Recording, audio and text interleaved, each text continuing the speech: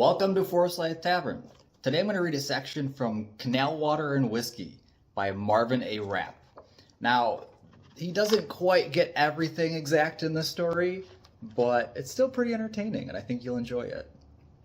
So he titled it, Tale of the Pickled Porkers. South of Lake Ontario, in the northwestern section of York State, the ghostly shoreline of a prehistoric lake forms a ridge on which red men and later white have worn paths and built roads. Quite naturally, it is called the Ridge. When the waters receded from this old beach, they left behind fertile fields, rutted with a few creeks and blotched with some swamps. Across these fields, the water had spread its rich silt along with a mixture of small stones and rocks, some rough and sharp, others water-washed smooth and round. These later became the building stones for the sturdy and decorative walls of central York State's famous cobblestone houses, which gave so much character to the Ontario country. The real life of this country, however, seems to have moved along the ridge. In proper sequence, it has felt the soft steps of the Iroquois, the beat of horses' hooves, the roll of stage and wagon wheels, and now the speed of the motor car. Today, as the cool breeze from the present lake sweeps over the plain and across the ridge, only in the inner ear of imagination, keen and finely attuned, can the ancient waves of the lost lake be felt and heard. To learn of man-made times, however, there is needed only an attentive eye and appreciative ear. Old-timers with good memories and better imaginations can still recall, for those who will listen, stories of the ridge when the wagon wheels rolled over the road and the Niagara River. Located as it is, midway between the Niagara Escarpment on the south and Lake Ontario on the north, the ridge became a land route to the west for the pioneers before the Erie Canal provided a waterway westward. For those along the highway, from whom their windows have watched history go by their doors, the ridge is also a road back to the past, its taverns, the stopping off places to tell its tales. The pioneers built these taverns as convenient stagecoach distances, most frequently at crossroad corners, west to the Niagara River. Some of these still stand. In fact, some are still lived in. One such is located at Warren's Corners. That is, the map calls it Warren's Corners for a good reason. Despite this almost official recognition, however, and I suppose it is duly and officially registered and recorded elsewhere, some native hereabout think it ought to be called Forsyth Corners, for what they consider even better reasons. But that is all part of the story. At the back of this tavern, the ground falls away sharply. In wet seasons, the low land is swampy. About the center of the backyard area, a huge four-trunked willow tree spreads its cover over much of the yard. One afternoon, I stood here drinking in the charm of the surroundings. That's about the only kind of drinking that tavern has seen since 1825. The stories I've been hearing were true. "Quite a tree, isn't it?" said a voice which startled me. I answered yes, almost automatically as I turned my head quickly towards the direction of the voice. "This your farm?" I asked the approaching figure. "You bet it is. My land on both sides of the ridge." "Well, it certainly looks like rich land to me, although I'm no expert in such matters," I said. "It is rich," he agreed readily. "Rich for crops." And then, a smile which crept slowly up his cheeks, he added, "Rich for stories, too. I guess since I own the land, I rightfully own the stories too. What do you think?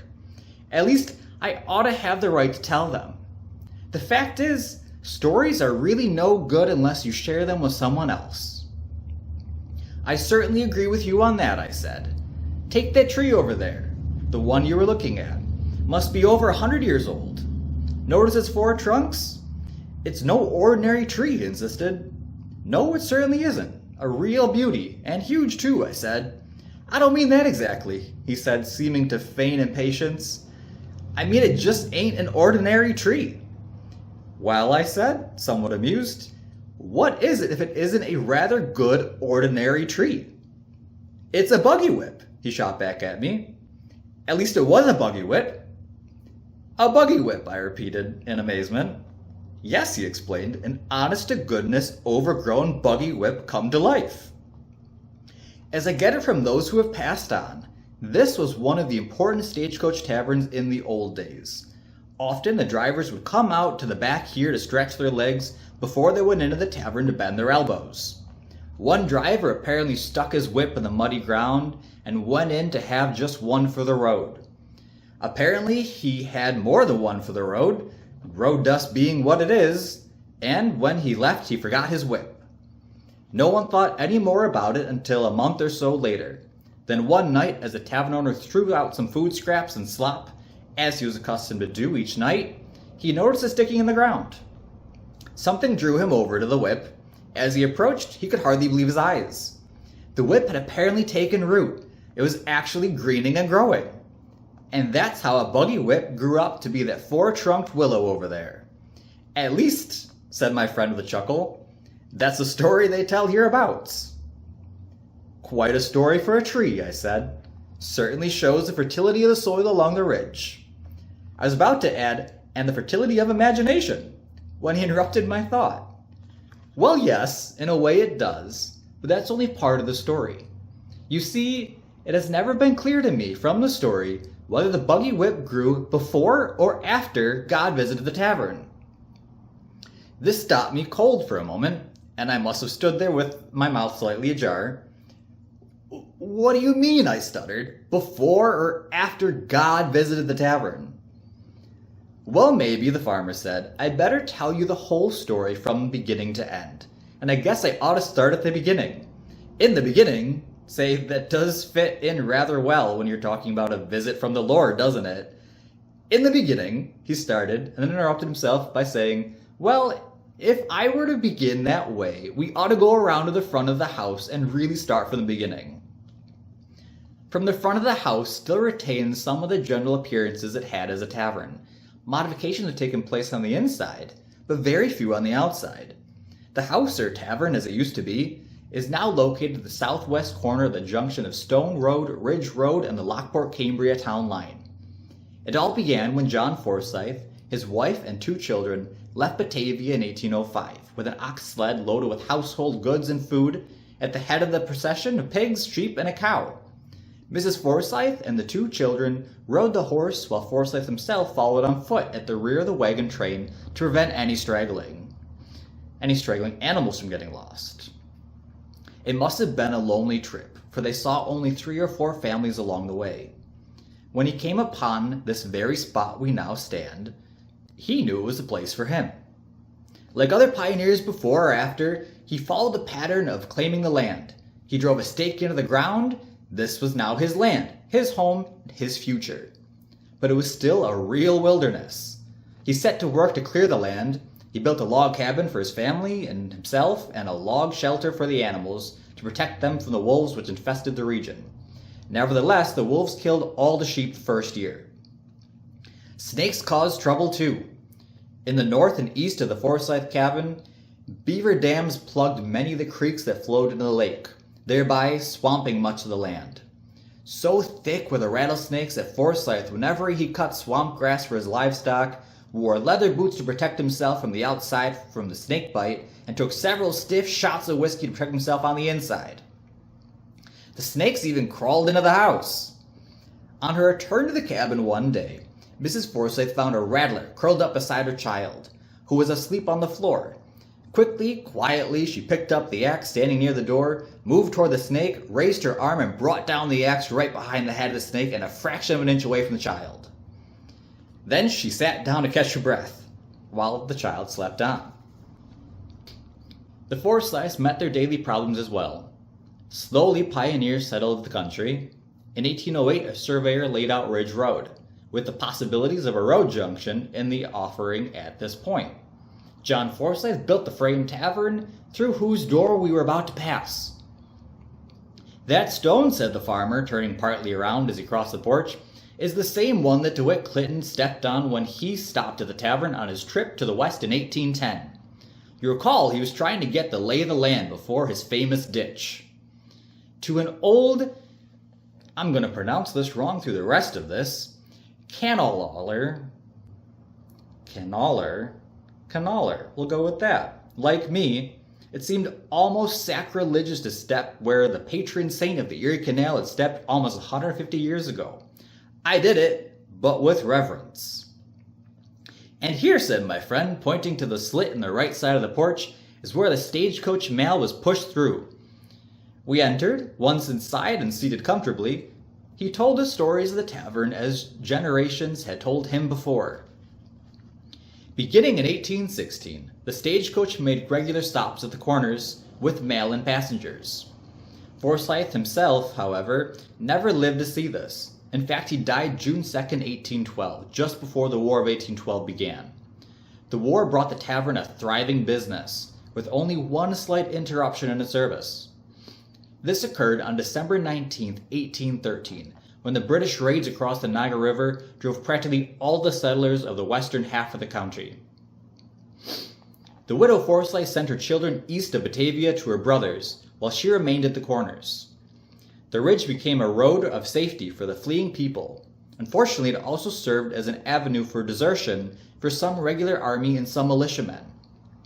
As a result, an Ezra Warren, sergeant with the regular army, along with 2 other soldiers, was stationed at the tavern in order to watch for stragglers and deserters.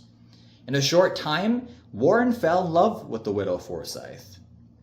Following his discharge from the army, even before the end of the war, Warren returned and they were married. After that, the place became known as Warren's Corners, although there are still those who insist it should be called Forsyth Corners. The war's end saw growing numbers of pioneers on the move westward through York State. Conestoga wagons lumbered over the Genesee and Ridge roads, carrying all Old World westward to the New, to the Lake Country and beyond. Politicians renewed agitation for the Canal. Legislation followed. Several surveys were taken, and finally the digging of the canal itself was begun. Meanwhile, Ezra Warren did well at his tavern on the ridge. Along with the completion of the canal and the great thrust of people westward, a strange phenomenon occurred. An outburst of highly charged religious emotions engulfed central and western parts of the state. Millerism, Mormonism, spiritualism, utopianism, and anti-alcoholism swept over the land like wildfire.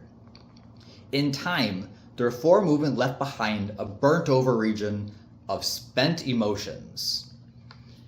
But while feelings burned brightly, many people were fired with the passion of zealots. The fire reached Warren's Corners one night in 1825. That night, Mrs. Warren persuaded a reluctant Ezra to go with her to a service of the Methodist Church at the Corners, to hear a hellfire and brimstone, total damnation preacher curse the sinful evils of liquor drinking.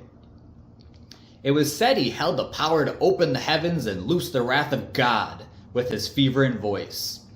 Understandably, Ezra was none too eager to attend the service. After all, he liked his whiskey and made a good living selling it to others of like mind. But in the end, he went anyway. When he walked out of the church that night, which there was no church yet, but aside from that, he was not the same man who had entered earlier. He was deeply troubled. His soul seemed to be wrestling with the habits and desires of a lifetime. Man does not change easily the old patterns of living. For hours, disturbing thoughts kept him from sleeping. Finally, he fell asleep. This was even more frightening. Suddenly, he sat up bolt-like. Or was he dreaming? A shaft of light flooded the room, blinding Ezra for a few moments. Out of the light came a deep and commanding voice. A body outline took shape. By now, Warren had fallen to his knees prayerfully. He stiffened in terror. He was struck dumb. The voice told him to go forth throughout the land and preach the gospel and the evils of liquor to whomever.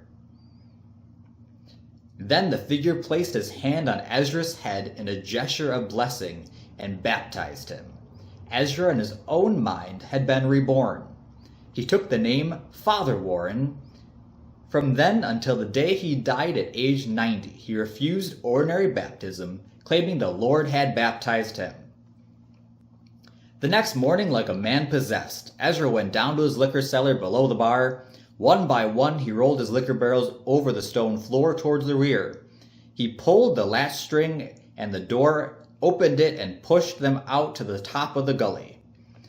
Then with his axe he smashed in the barrel heads. Out spilled whiskey, brandy, and brandy cherries. Ezra stood, axe in hand, and watched the barrels empty themselves of their evil contents. At the end, like the barrels, he felt purged and clean. Then he went inside and closed his bar forever.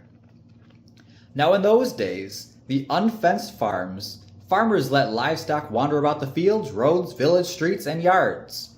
The law required only that they be registered with the town clerk. This particular morning, as usual, the pigs from the adjoining farms made their way over to Warren's swampy gully for their daily meal of tavern garbage and slop. With all the greed of pigs, they swilled the liquor and lapped up the brandy cherries. Their normal appetites must have been even sharper than usual that morning. Soon the spirits took effect. The pigs started to wobble, but they kept on drinking. Finally, one by one, they fell over in a drunken stupor and lay contentedly in the swampy ooze. When Warren came out later, he found the pigs lying in the gully, not dead as he first thought, but dead drunk. He set out immediately to tell his neighbors to come bring their mud boats and get their drunken pigs out of his yard. Well, that's it, said my storyteller. That's the tale of the pickled porkers. Then after a moment he turned and said, now you can see my confusion. If the liquor spilling happened just before the willow whip incident, it probably wasn't just the fertile ground that caused the buggy whip to take root and grow, but the special irrigation Ezra gave it that morning, after the Lord's visit. For the fun of it, I like to think that it happened that way. One way or another, the whiskey, brandy, swamp water drink must have been about the most powerful shot in York State. Well, I agreed partially. I'm sure it must have been powerful stuff.